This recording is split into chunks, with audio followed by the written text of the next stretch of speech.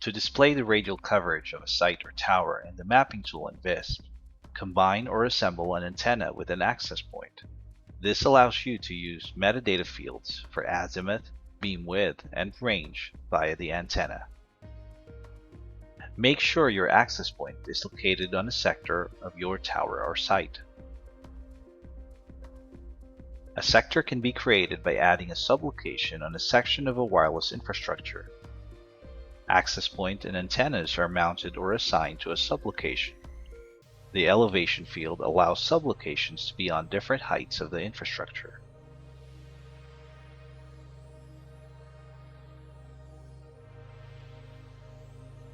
When you open the antenna's metadata or settings, you will find the fields for azimuth, beam width, and range. After adding the necessary information for these fields, go to the Visp mapping tool to display your radial coverage. For more information about this feature and all other features in Visp, reach out to your Visp Client Success team today.